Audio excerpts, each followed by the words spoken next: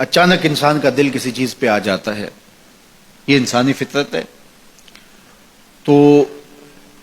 اس پہ پکڑ نہیں ہے۔ صوفیہ کہتے ہیں کہ تمہارا دل اتنا صاف ہو کہ تمہارے دل میں یہ بات بھی نہ آئے، غنا تمہیں نصیب ہو جائے، لیکن اس کے باوجود ہم بشر ہیں، کمزور ہیں،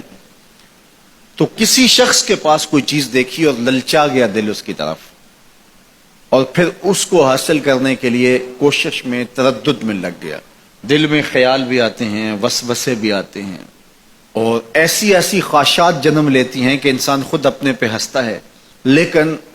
ایسی خواہشات جس کی اتباع میں چل پڑا، جس کی خواہش میں چل پڑا، تو یہ ہلاک کر دینے والی چیز ہے۔ آرزو کا پیدا ہو جانا، حتیٰ کہ آرزو تو آرزو رہی، وسوسے کے پیدا ہو جانے پر بھی پکڑ نہیں ہے اگر اس کی اتباع نہ کی جائے۔ صحابہ نے حضور سے عرض کیا، حضور ہمیں ایسے وسوسے آتے ہیں کہ اگر ہم بیان کر دیں تو قتل کر دیے جائیں، اتنا غلیظ خیال بعض اوقات انسان کے دل کی تختی پہ آتا ہے، دماغ کی سکرین پہ ابھرتا ہے۔ تو فرمایا کہ تم کیا کرتے ہو؟ تو انہوں نے کہا کہ ہم اس کو جھٹکنے کی کوشش کرتے ہیں، جب اس طرح کا کوئی خیال آتا ہے تو بندہ اس کو جھٹکتا ہے، دور کرتا ہے، اور بندہ خوف زدہ ہوتا ہے اور اللہ کی پناہ میں آتا ہے، اور اس کی ایک حالت ہوتی ہے۔ تو اس حالت کا انہوں نے ذکر کیا کہ ہم تو پھر یہ کرتے ہیں۔ تو فرمایا کہ ذالک صریح الایمان،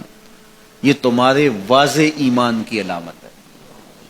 کہ اس وسوسے کے بعد جو تمہاری طبیعت میں بے چینی اور بیزاری پیدا ہوئی، اور اس کو دھکیلنے کے لیے، اس کو خیال سے ہٹانے کے لیے، اس کو تصورات سے دور کرنے کے لیے جو تم نے کوشش کی، یہ تمہارا ایمان تھا جو کھڑا ہوا،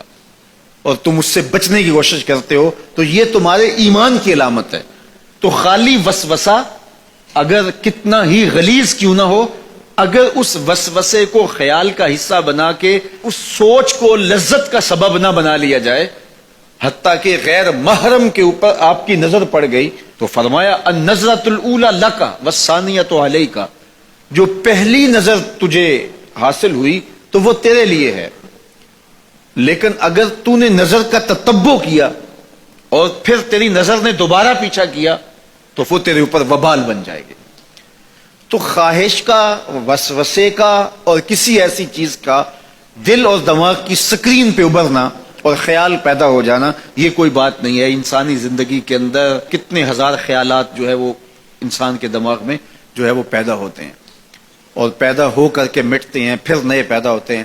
کبھی بھی انسان کا دماغ خالی نہیں رہتا، ہر وقت سوچتا ہے۔ آپ اگر یہ طے کر لیں کہ میں کچھ نہیں سوچنا، تو یہ سوچ رہے ہوں گے کہ میں کچھ نہیں سوچنا۔ یہ کبھی ہو نہیں سکتا کہ آپ کا دماغ ہو اور اس کے اندر جو ہے وہ کوئی خیال نہ چل رہا ہو، ہزاروں لاکھوں خیالات کا ایک ہجوم گزرتا ہے۔ تو انسان کا دل، دماغ اس طرح بھاگتا ہے۔ آپ اچھے لوگوں میں رہیں گے تو خیالات پاکیزہ ہوں گے۔ دیکھیے، آپ گندگی کے ڈھیر سے گزر رہے ہوں گے تو خیالات اسی طرح کے ہوں گے نا، اور اگر پھولوں کی روش سے گزر رہے ہوں گے،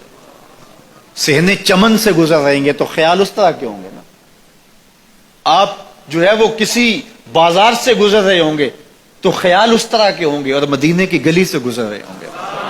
تو پھر خیال اسی طرح کے ہوں گے نا۔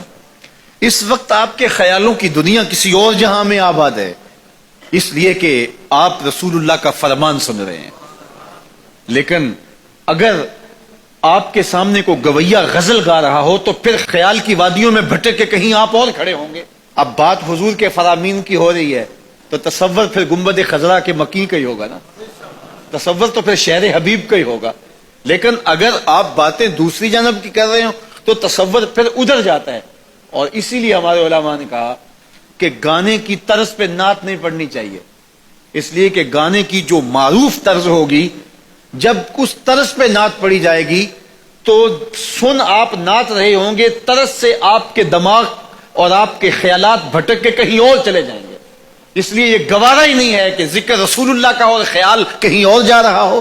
خیال آوارہ ہو اور بھٹک رہا ہو، جب تذکرہ حضور کا ہو رہا ہو تو خیال بھی گنبد خضرا کے مکی کا ہی ہونا چاہیے۔